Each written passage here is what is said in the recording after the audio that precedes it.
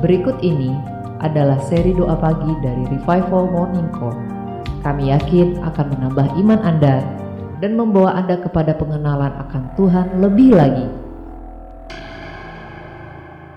Selamat menikmati. Dia, fisik boleh menurun karena usia, karena keadaan, tetapi roh harus terus bertumbuh. Amin.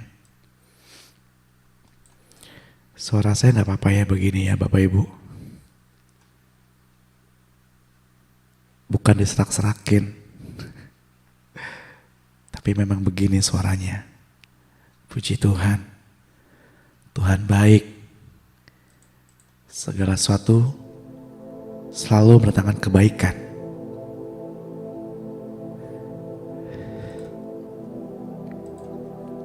Tuhan sungguh teramat baik bagi saya dan Bapak Ibu tentunya.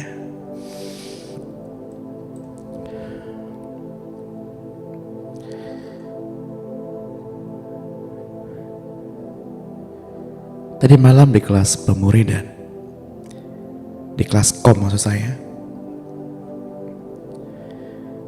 kita membahas tentang Daud. Ketika saya mengerjakan lembar kerja peserta, Tuhan mengingatkan kepada saya tentang mula-mula ketika Remuka diadakan.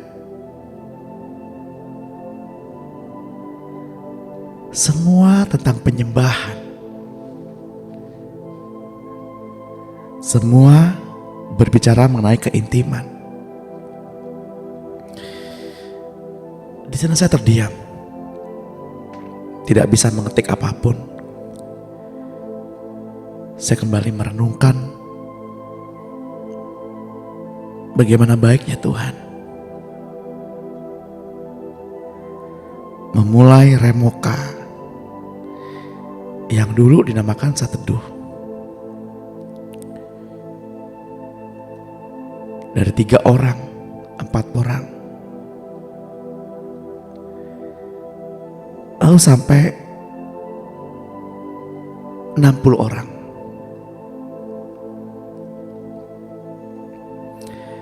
Setelah itu mulai kembali menurun,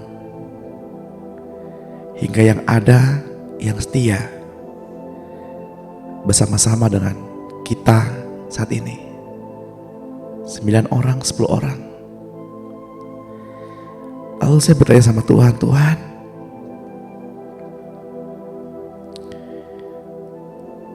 apakah saya salah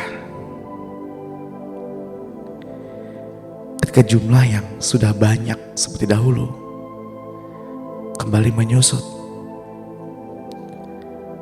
Apakah salah saya Tuhan? Di mana kesalahan saya?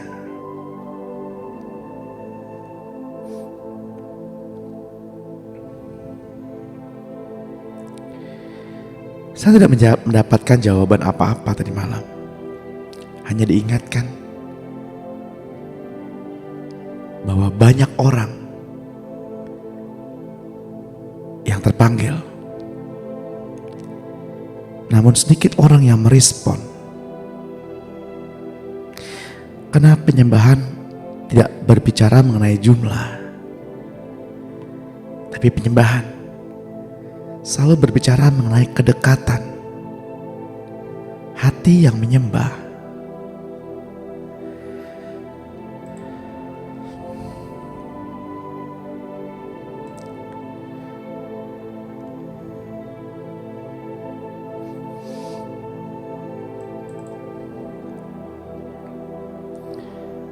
Kenapa Daud begitu diindahkan Tuhan?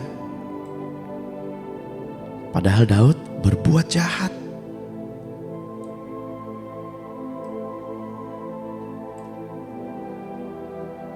Menurut hukum ketentaraan,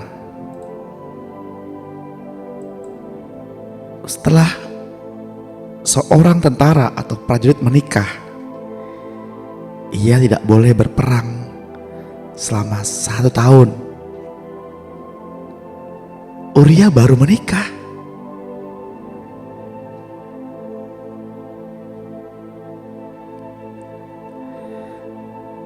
Lalu Uria menunjukkan integritasnya. Uria berkata bahwa bagaimana mungkin aku bersenang-senang dengan istriku, sementara prajurit Israel yang lain maju berperang. Daud dengan kelicikannya, ia menempatkan Uria di barisan terdepan.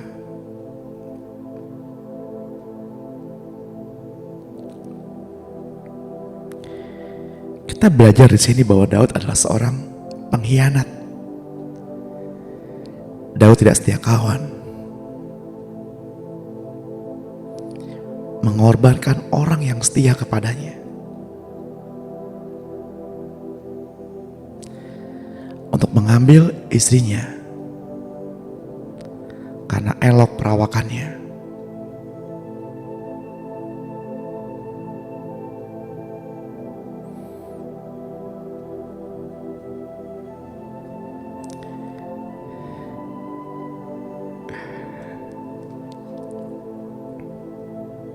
Namun Alkitab menuliskan bahwa Daud berkenan di hati Tuhan.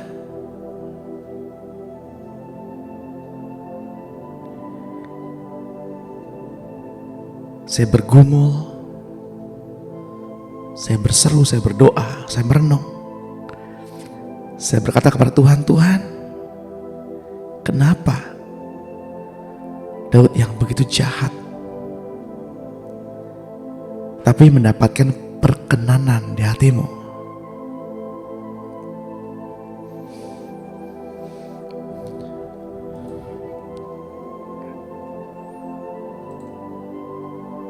Jawabannya adalah karena Daud mau dikoreksi. Daud memiliki kerendahan hati untuk ditegur, untuk dikoreksi. Dan Daud mengenal isi hati Tuhan. Daud mau bertobat.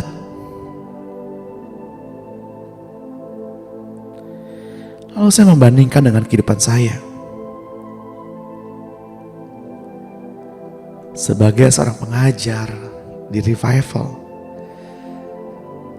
sebagai seorang ayah di keluarga, seorang suami,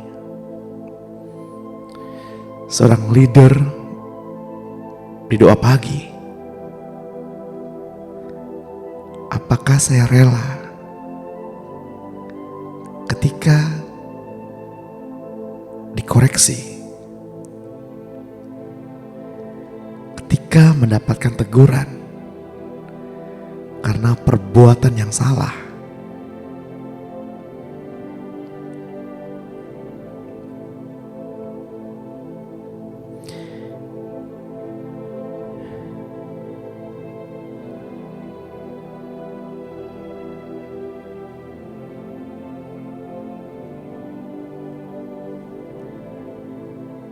Alkitab berkata,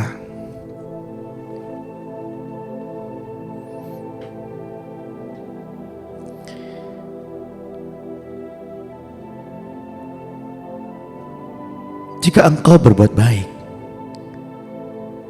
kepada orang yang baik kepadamu, apakah jasamu? Bukankah orang-orang jahat di luar sana berbuat demikian? Jika engkau menerima pukulan karena perbuatanmu yang salah,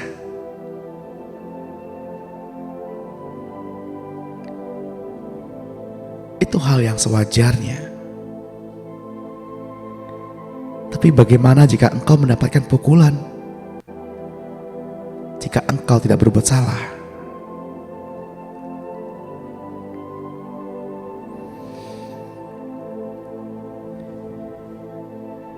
kembali kepada hati Daud. Tabut perjanjian diidentifikasikan sebagai sesuatu yang sangat sakral dan lambang dari kehadiran Allah.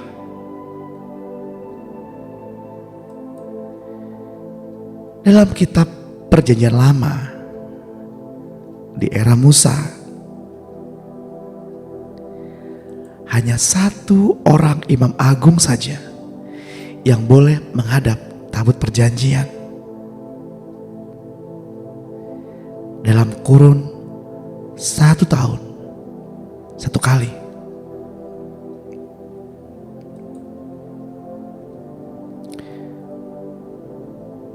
Dalam upacara Yom Kippur atau upacara perdamaian.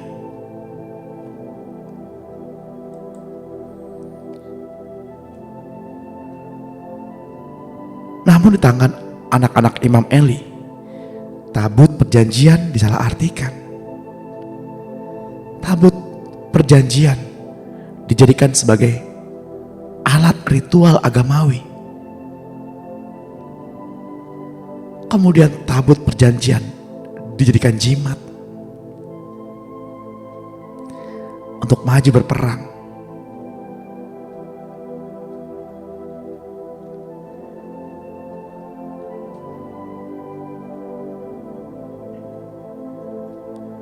Ketika tabut perjanjian dijadikan jimat dan ia maju berperang, maka Allah menyerahkan tabut perjanjian ke tangan musuh.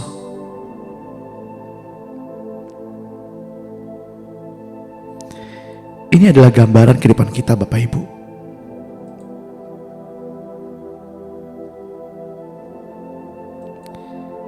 Ini adalah gambaran kehidupan kita.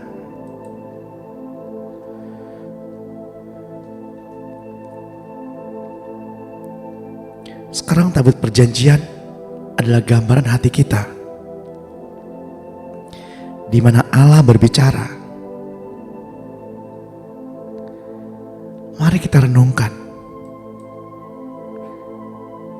apakah yang kita lakukan dengan hati kita? Apakah kita sama seperti anak-anak Imam Eli?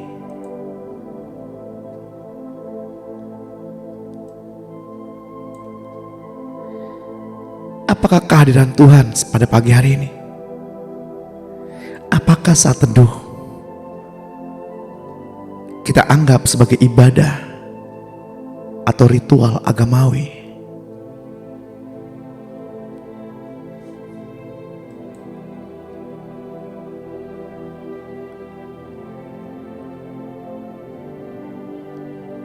Apakah kehadiran Tuhan kita jadikan sebagai jimat?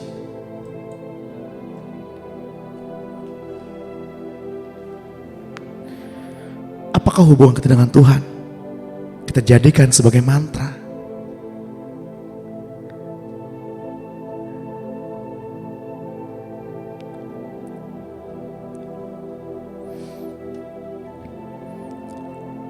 Alkitab kita taruh di sebelah bantal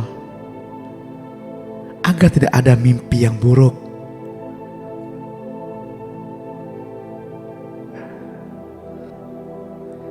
Memperkatakan firman terus-menerus untuk mendapatkan sesuatu yang diinginkan.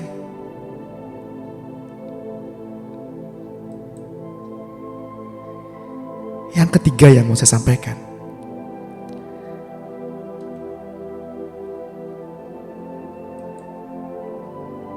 apakah beribadah kepada Tuhan atau melayani Tuhan menjadi beban dalam kehidupan kita?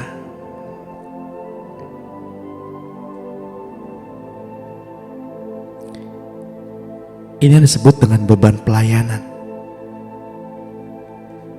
Terbeban bangun pagi untuk remoka, terbeban akan ditugaskan oleh Bapak Gembala di gereja dengan berat hati, namun menjalankan. Apakah melayani Tuhan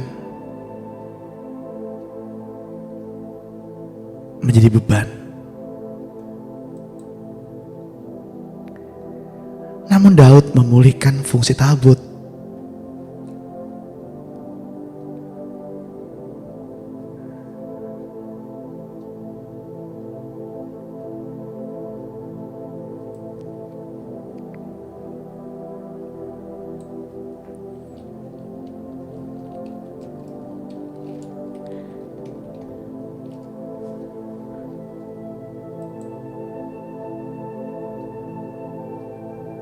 Yang pertama adalah tabut harus dipindahkan ke Yerusalem, di pusat di mana raja memerintah.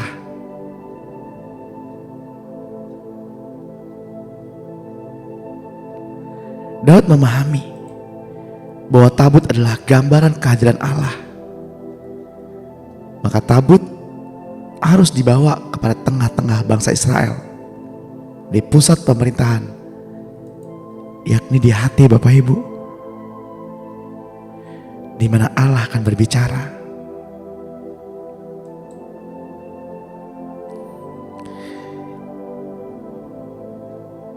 Kemudian yang kedua adalah seluruh bangsa Israel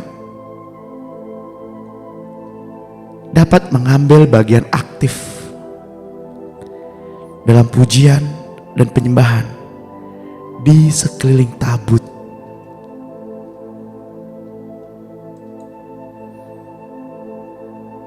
Bertemu muka dengan Tuhan bukan hanya kewajiban saya sebagai seorang leader doa pagi, tetapi Bapak Ibu dapat mengambil bagian aktif secara pribadi untuk bertemu muka dengan Tuhan. Jangan menunggu saya. Jangan menunggu apa yang saya katakan. Ambillah sikap hati. Mulai menyembah. Mulai menyembah. Mulailah berseru kepada Tuhan. Mulailah menghampiri tabut perjanjian itu. Mulailah bertemu muka dengan Tuhan.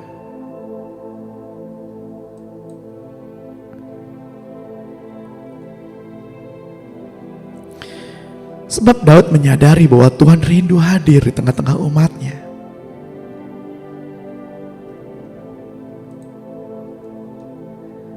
Ketika manusia jatuh dalam dosa,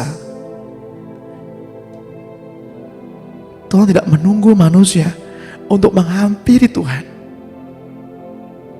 Tuhanlah yang datang untuk menghampiri manusia. Kita ada pada pagi hari ini.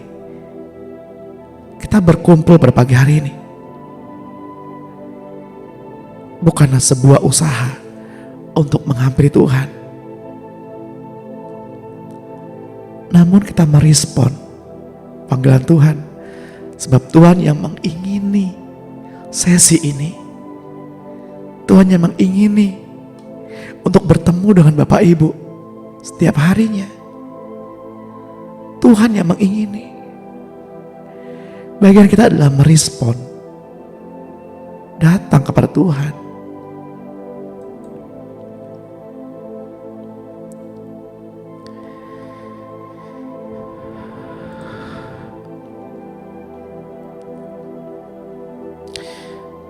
Daud mengerti arti keintiman.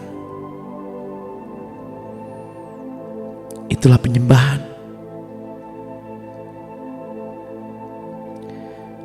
Digambarkan seperti suami terhadap istrinya, atau istri terhadap suami, mempelai wanita terhadap mempelai pria. Demikian Tuhan terhadap jemaat. Yohanes 4 ayat 23 menuliskan, tetapi saatnya akan datang dan sudah tiba bahwa penyembah benar akan menyembah Bapa dalam roh dan kebenaran. Sebab Bapa menghendaki penyembah demikian.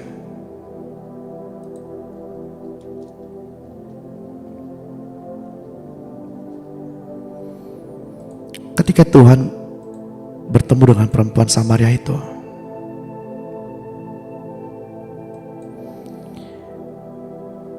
Tuhanlah yang menghampiri perempuan pendosa itu.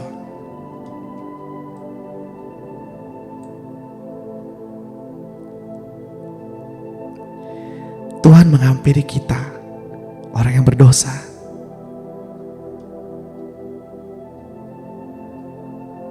Sebelum Tuhan bertemu dengan perempuan Samaria yang diduga bernama Potini,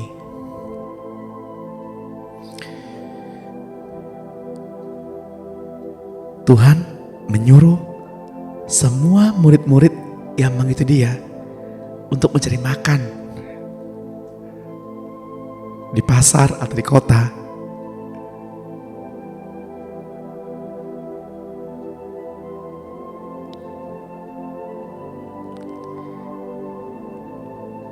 Bukan karena Tuhan lapar, Bapak Ibu, tapi karena Tuhan menghargai privasi perempuan Samaria ini. Tidak seperti kita yang bahkan mengumbar aib saudaranya ketika kita melayani dia. Tapi Tuhan tidak. Tuhan sendiri menghampiri perempuan Samaria itu. Kemudian saya bertanya kepada Tuhan, Tuhan, kenapa perempuan Samaria? Kenapa bukan perempuan di Yerusalem? Bukankah Yerusalem menggambarkan putri-putri Israel? Kenapa harus perempuan berdosa, Tuhan? Bahkan bukan dari golongan Israel, bukan dari golongan Yahudi. Kemudian saya mendapatkan pengertian bahwa Tuhan untuk semua kalangan, Tuhan untuk siapapun. Dan lagi perempuan Samaria ini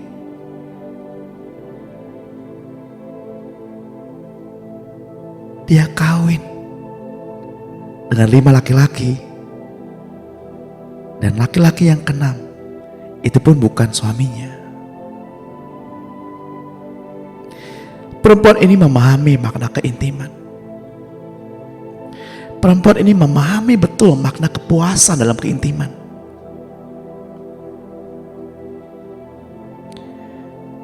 Untuk itulah Tuhan datang kepada kita agar kita memahami makna kepuasan dalam penyembahan.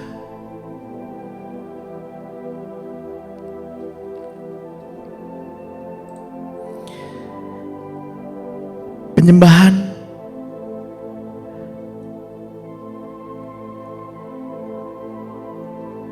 dalam bahasa Yunaninya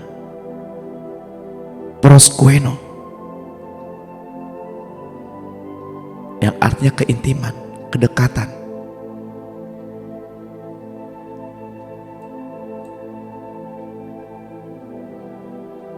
Seperti ciuman.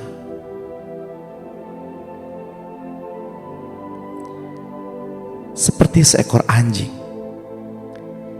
yang menjilati tangan tuannya.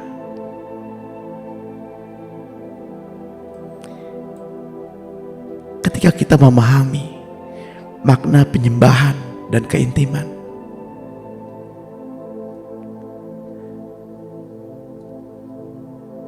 entah itu intimacy, soaking, rest on God, meditate atau merenungkan,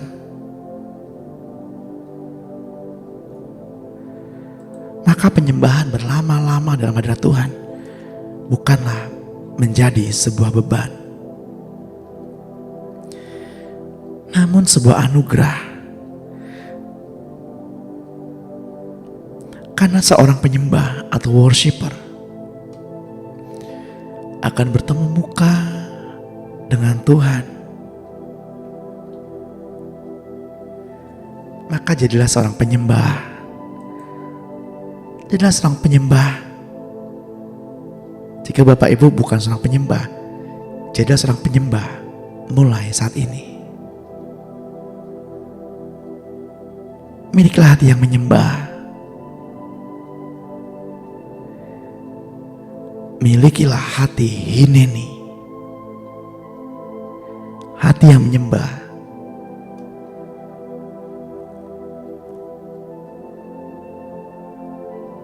Shema, putra-putra Abraham. Shema, putri-putri Yerusalem.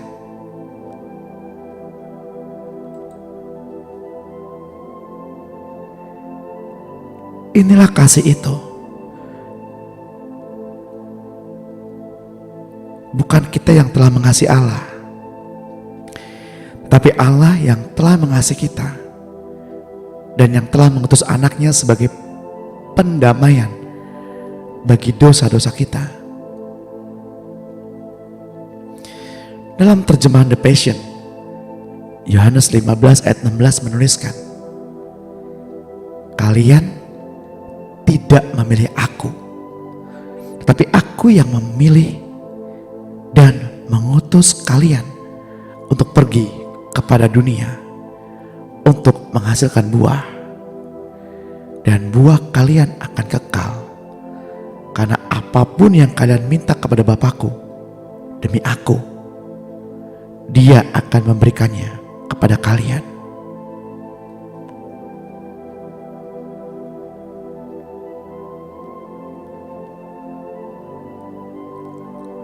Terjemahan The Passion, Matius 6 ayat 9 mengajarkan kita untuk berdoa. Mari kita berdoa bersama-sama. Katakan dengan hati yang tulus, dengan suara yang keras, dan kita fokuskan pandangan kita kepada Tuhan.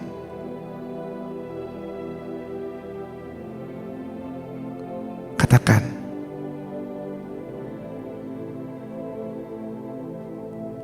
Bapa kami yang di dalam alam surgawi,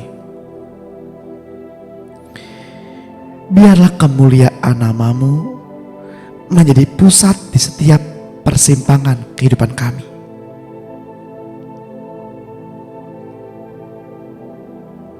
Mari kita ulangi, kita katakan, Bapa kami yang di dalam alam surgawi,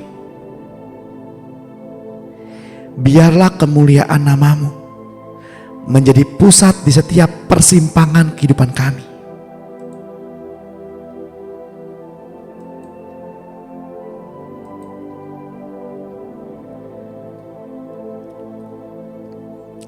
Mari kita siapkan hati Bapak Ibu. Kita masuk dalam penyembahan.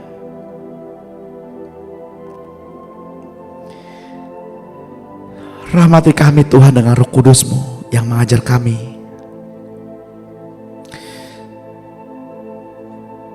Dengan Roh Kudus-Mu yang memberi terang dalam hati dan pikiran kami. Terpujilah nama-Mu Bapa. Di dalam berkat nama Yesus yang ajaib, kami berdoa dan ucap syukur. Kami bersyukur Tuhan untuk pagi hari ini, bahwa kami masih boleh percaya kepada Engkau. Kami datang ke hadapan-Mu bukan sebuah usaha bagi kami untuk menyenangkan hati-Mu, tapi kami datang untuk meresponi panggilan-Mu yang kudus. Kami bersyukur Tuhan kalau kami masih bisa menghirup udara yang baik. Kami masih bisa memenuhi kantung udara paru-paru kami. Kami bersyukur Tuhan kalau kami bisa melihat wajah saudara-saudara kami yang hadir pada pagi hari ini. Dunia boleh berubah. Orang-orang boleh meninggalkan kami.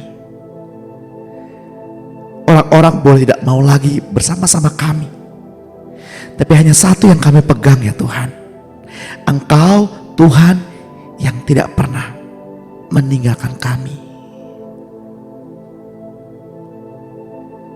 Engkau Tuhan yang mengajar kami untuk tunduk dan untuk tetap setia.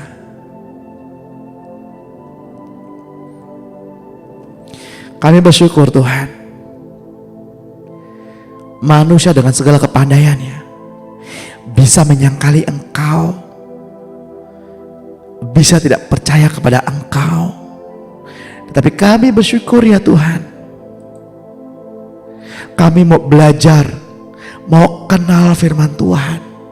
Kami mau bersentuhan dengan Engkau sendiri sebagai roh dan firman yang hidup. Bukan dengan huruf-huruf yang mati, yang menjadi pengetahuan belaka. Tapi kami mau kenal Engkau dengan benar ya Tuhan. Mengerti kuasa kebangkitan-Mu dalam hidup kami. Mengenal Engkau dalam persekutuan dengan kematian-Mu ya Tuhan.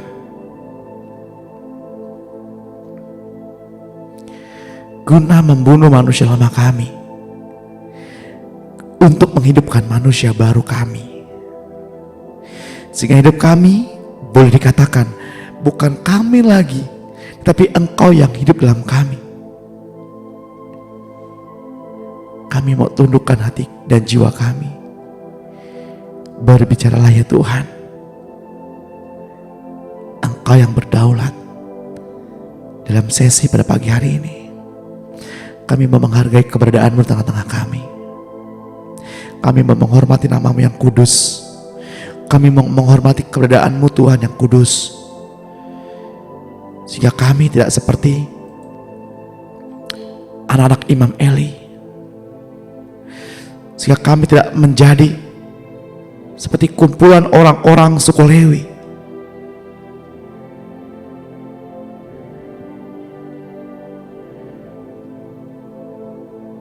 yang mempermainkan tabut perjanjian, mencoba bercanda, bersenang-senang dengan mengolok-olok tabut perjanjian yang seharusnya suku Lewi tahu dan menghargai tabut perjanjian. Tapi dikatakan bahwa suku Lewi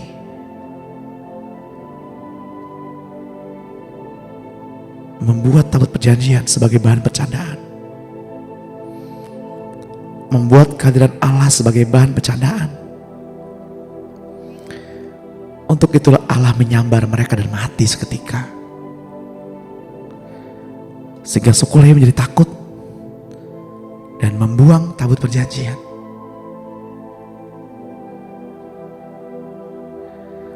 Sebab tabut perjanjian bagi mereka adalah sebuah beban.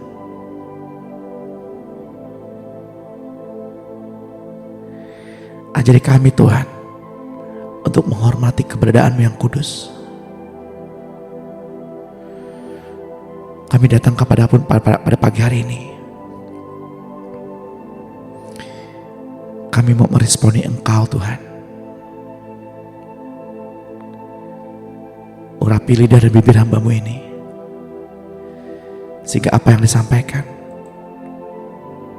hanya isi hati-Mu Tuhan, bukan pengetahuan kosong yang belaka, bukan membaca huruf-huruf yang tersusun, huruf-huruf dalam Alkitab yang mati. Tapi kami mau mendengarkan firman-Mu, bersentuhan dengan firman-Mu, agar kami hidup.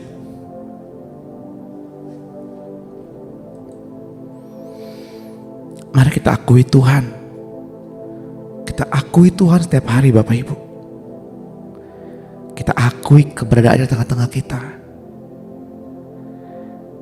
Mari sama-sama kita berdoa, kita deklarasikan, kita akui Tuhan. Di dalam nama Tuhan Yesus Kristus, saya mengaku dengan mulutku bahwa Yesus Engkau Tuhan, dan percaya dalam hatiku bahwa Allah telah membangkitkan Yesus dari antara orang mati. Oleh karena itu saya telah beroleh selamat. Setiap orang yang berada di dalam Engkau Kristus, maka ia telah menjadi suatu makhluk yang baru. Segala sesuatu yang lama telah berlalu, dan tengoklah, segala sesuatunya telah menjadi baru sama sekali. Saya berada dalam Engkau Kristus. Saya telah menjadi makhluk yang baru sama sekali. Segala perkara yang lama telah berlalu, dan segala sesuatunya telah menjadi baru. Saya berada dalam Engkau Kristus. Saya adalah milik-Mu Kristus. Saya adalah makhluk ciptaan yang baru. Segala hal-hal yang lama telah berubah menjadi baru sama sekali. Saya telah memiliki Engkau, Allah Bapa di surga. Saya telah memiliki hidup yang baru, kehidupan yang kekal selama-lamanya. Saya telah menjadi warga negara di surga. Saya telah memiliki suasana baru sama sekali. Saya sudah dibebaskan dari kuasa kegelapan dan telah dialihkan ke dalam kerajaan anak domba Allah yang dikasih Allah. Saya telah diterima dalam lingkungan orang-orang yang dikasih Allah. Namaku telah tercatat dalam kitab kehidupan yang dipunyai anak domba Allah. Saya telah memiliki suatu kuasa baru. Saya telah mempunyai kuasa untuk menginjak-injak ular dan meremukkan kalajengking. Saya telah mempunyai kuasa untuk mengalahkan segala kuasa musuh, dan tidak ada suatu pun yang dapat menyebabkan cedera bagiku. Saya telah memiliki kuasa atas segala kegiatan iblis untuk mengusir semua kuasa iblis. Saya dapat menumpangkan tangan pada orang sakit dan mereka mengalami kesembuhan oleh karena nama-Mu ya Tuhan. Saya lebih daripada seorang pemenang. Saya lebih daripada seorang penakluk bersama-sama dengan Engkau Tuhan Yesus Kristus. Sebab saya dapat melakukan apa saja bersama Engkau Tuhan Yesus. Saya mengakui segala kemungkinan dan manfaat yang diberikan oleh salib di Kalvari. Pujilah Tuhan hai jiwaku, dan janganlah engkau lupakan sedikit pun kebajikannya. Engkau yang telah mengampuni segala pelanggaranku. Engkau yang telah menebus kehidupanku agar lepas dari kebinasaan. Engkau yang telah memberikan mahkota kemenangan kepadaku.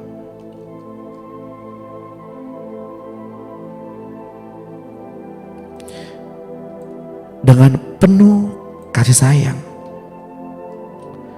dan sifat yang penuh rasa kasih-Mu, ya Tuhan, Engkau telah memberikan kepuasan bagi mulutku dengan segala hal-hal yang baik, sehingga kekuatanku diperbaharui.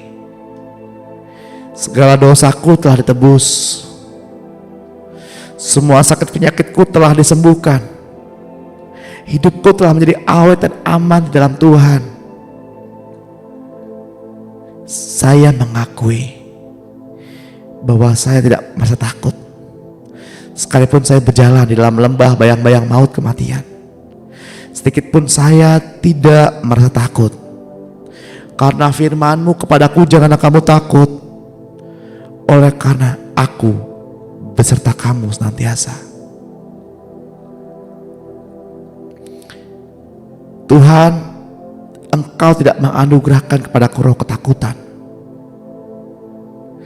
melainkan roh cinta kasih dan pikiran sehat. Tuhan telah memberikan roh hikmat kepadaku, sehingga aku tidak lagi disebut sama dengan binatang. Karena roh-Mu Tuhan yang telah memberikan pengertian kepadaku.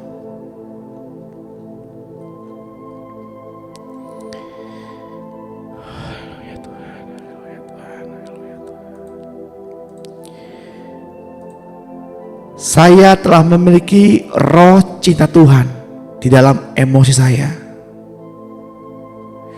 Saya telah memiliki roh kuasa Tuhan di dalam kehendak saya. Saya telah memiliki roh pikiran yang tertib di dalam pikiranku. Yesus, Engkau dalam saya. Saya terima dengan iman.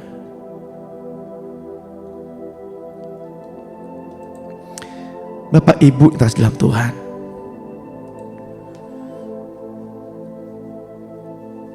Mazmur 49 ayat 20 mengatakan, manusia yang dengan segala kegemilangannya tidak mempunyai pengertian boleh disamakan dengan hewan yang dibinasakan.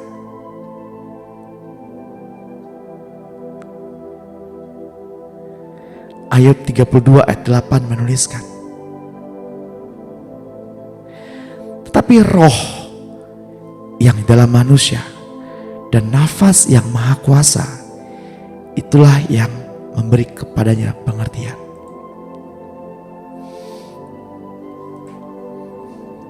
Ketika saya mendapatkan ayat ini, saya kaget Bapak Ibu. Ketika manusia jatuh dalam dosa, manusia kehilangan roh Allah yang memberikan pengertian kepadanya. Tidak heran almarhum Pak Andreas Samudra pernah berkata, manusia dijadikan iblis sebagai ternak.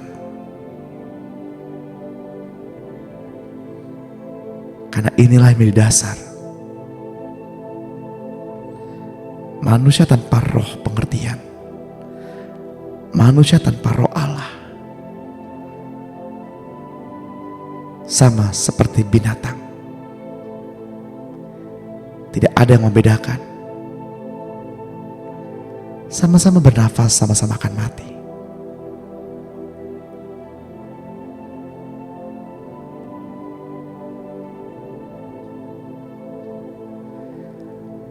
Manusia dengan segala kepandaiannya menggunakan akalnya, menggunakan logikanya.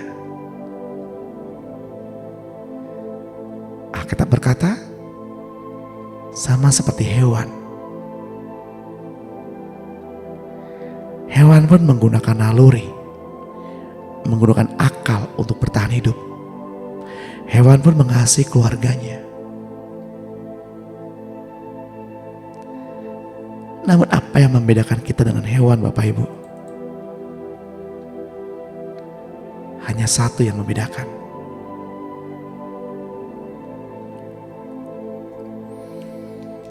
Hewan tidak memiliki roh Allah.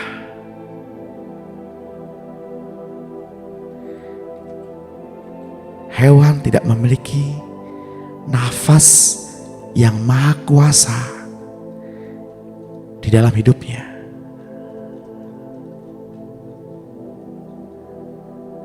Untuk itulah hewan tidak dapat menyembah dalam roh dan kebenaran. Manusia yang belum dilahirkan baru,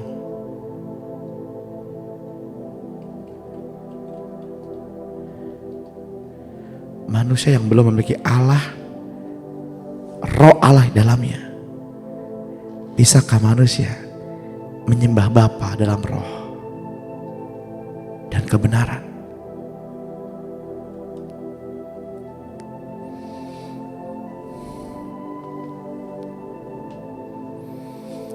Mari kita merenungkan hal ini. tanpa roh Allah, bisakah manusia menyembah dalam roh dan kebenaran? Ketika Yesus berkata-kata dengan perempuan Samaria itu, atau berkata-kata dengan Potini saat itu,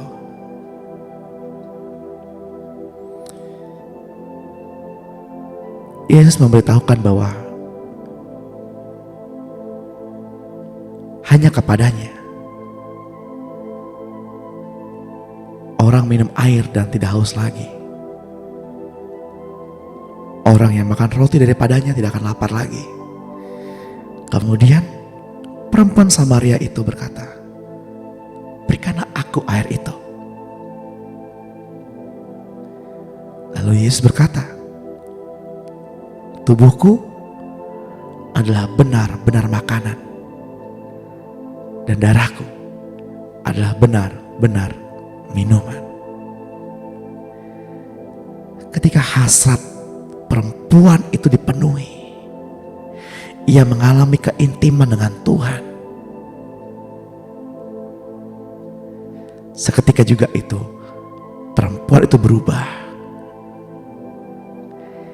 Ia menjadi seorang penginjil yang tidak memiliki rasa takut. Bahkan pada akhir hayatnya, ia memimpin beberapa orang perempuan untuk menginjili di Roma dan mati di Roma.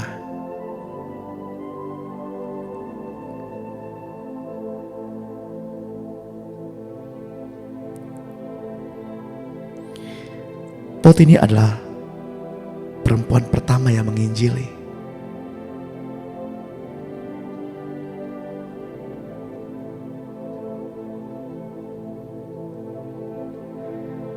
Ketika seseorang mengalami keintiman dengan Tuhan,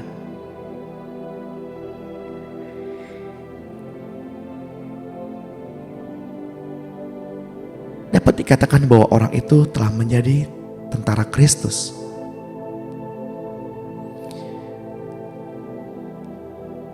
Sebab seorang tentara tidak memikirkan kepentingan dirinya sendiri.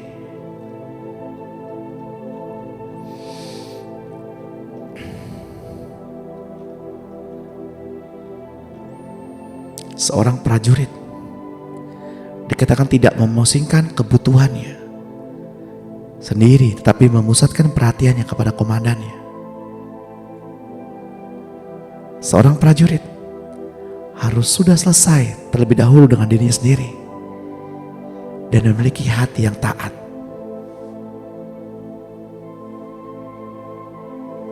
Seorang prajurit bisa menyesuaikan diri di mana ia ditempatkan. Seorang prajurit memiliki penundukan diri kepada hierarki atau kepada yang dominan. Seorang prajurit memiliki penundukan diri atau submission.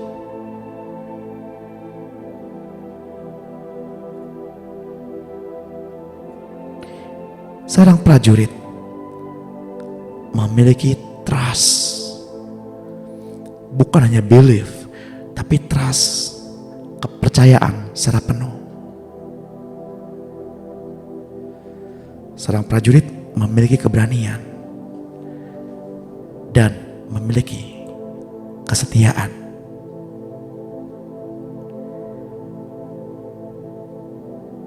Ketika seseorang intim dengan Tuhan,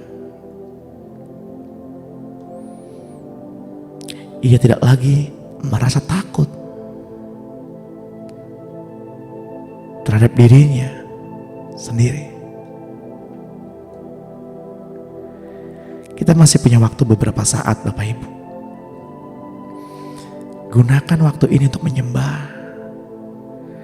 Gunakan waktu ini untuk bertemu muka dengan Tuhan.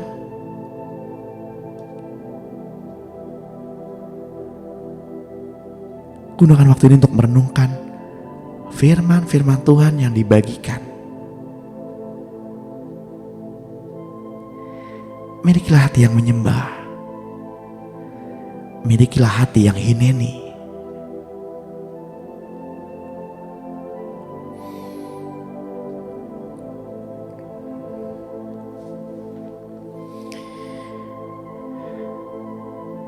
Saya teringat ketika beberapa waktu yang lalu saya ke daerah Bandung untuk mengikuti leadership. Ketika acara belum dimulai, saya duduk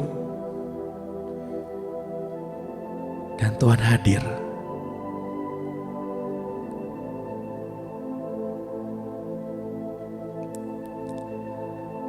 Saya nggak bisa menahan diri di sana.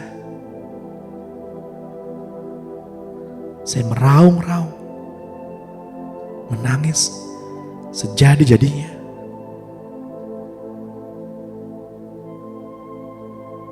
Sekalipun acara belum dimulai.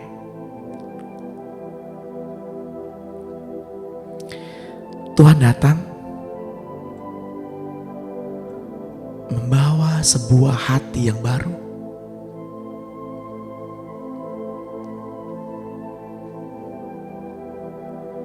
Lalu saya berkata, Tuhan, layakkah saya menerima hatimu yang baru?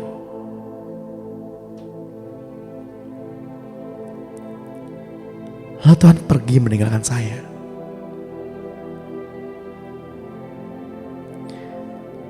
Kemudian saya berpikir bahwa saya tidak layak menerima hati yang baru.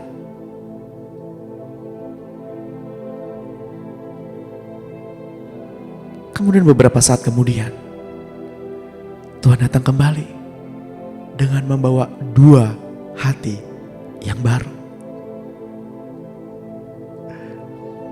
Dan saya berkata kepada Tuhan, Tuhan, layakkah saya mendapatkan hati Tuhan yang baru?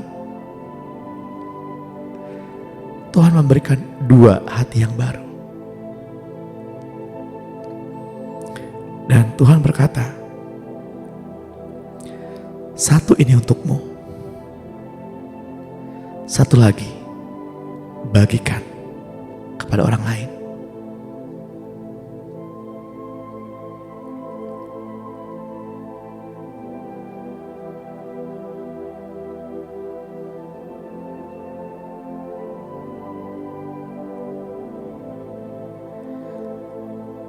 Ketika acara dimulai, pertengahan acara, teman-teman yang lain sedang menyembah.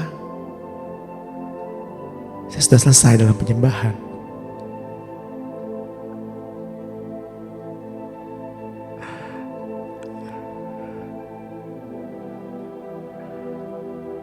Dan saya teringat, Tuhan berkata, 1 ini untukmu, 1 yang lain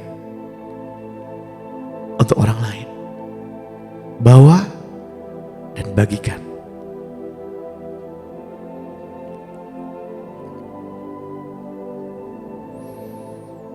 Itulah sebabnya saya tidak bisa menolak Bapak Ibu.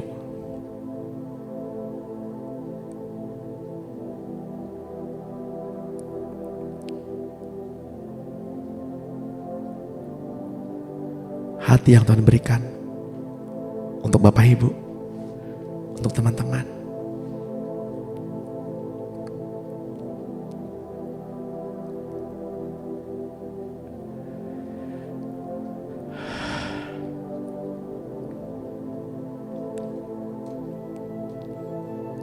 Tuhan memberikan hati kepada kita, hati yang menyembah.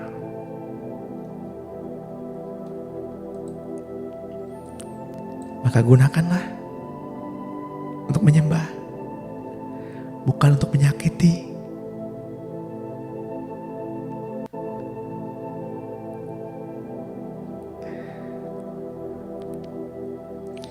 Saya rindu sekali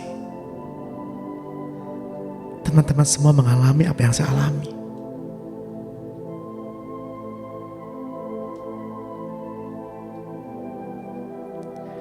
Saya rindu sekali teman-teman ada di posisi saya saat ini. berbagi hati, menjadi seorang pembawa kabar, pembawa berita teduh, menjadi seorang pengajar. Saya rindu sekali teman-teman menggantikan posisi saya saat ini.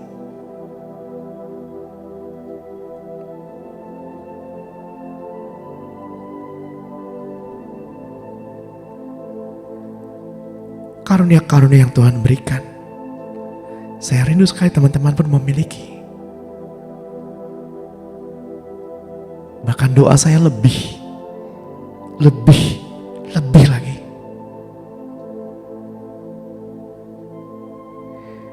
Bukan karena fasihnya saya berbicara, tapi izinkan Roh yang berbicara.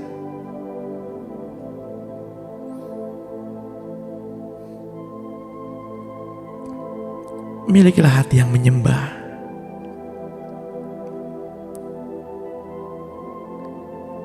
hati yang lembut,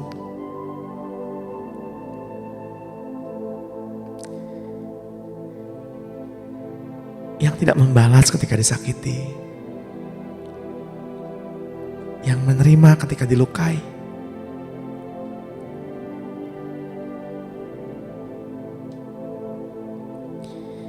Izinkan salib itu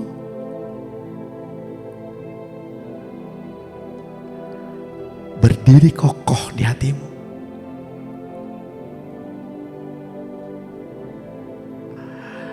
Saya berdoa teman-teman sanggup dan bisa menjalani bersama-sama dengan Tuhan.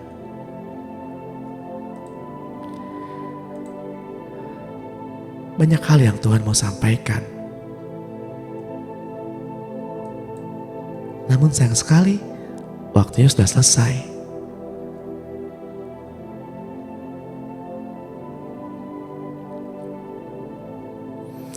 Saya berdoa, Tuhan, berbicaralah secara pribadi kepada jemaat-Mu ini, kepada umat-Mu ini. Sehingga apa yang Tuhan katakan kepada hamba-Mu ini, Tuhan katakan juga kepada jemaat-Mu, kepada gereja-Mu ini. Secara detail. Bahkan hamba-Mu berdoa, Tuhan, lebih lagi. Tuhan pakai teman-teman lebih lagi. Daripada Tuhan pakai saya. Lebih lagi.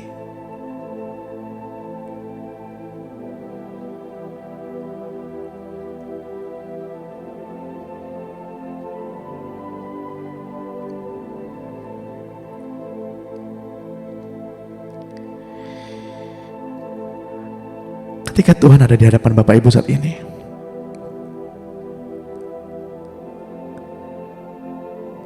apa yang hendak Bapak Ibu minta? Apa yang hendak Bapak Ibu katakan?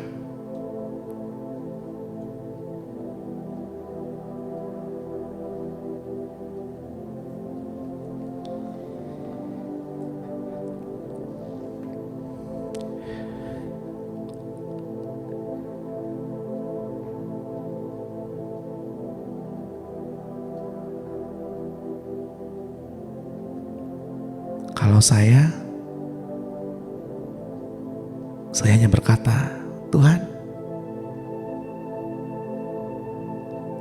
saya pengen peluk Tuhan.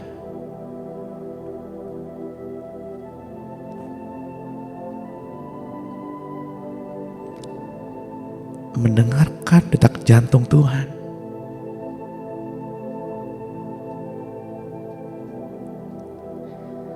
Merasakan detak jantung Tuhan.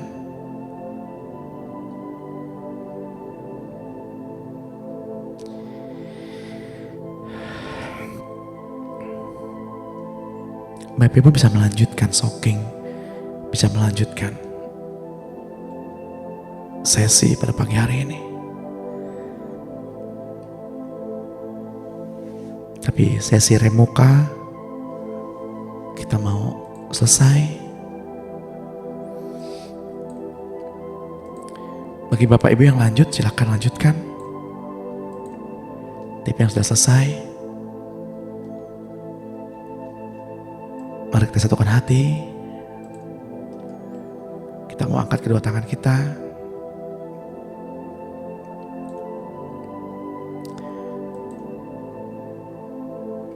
Di dalam nama Tuhan Yesus Kristus, terimalah hati yang baru, pengertian yang baru, hikmat yang baru. Terimalah Roh Allah. Di dalam nama Tuhan Yesus Kristus, pulang dan hadapilah hari ini bersama-sama dengan kasih-Nya, bertumbuh dalam kebenaran, bertumbuh dengan hikmat,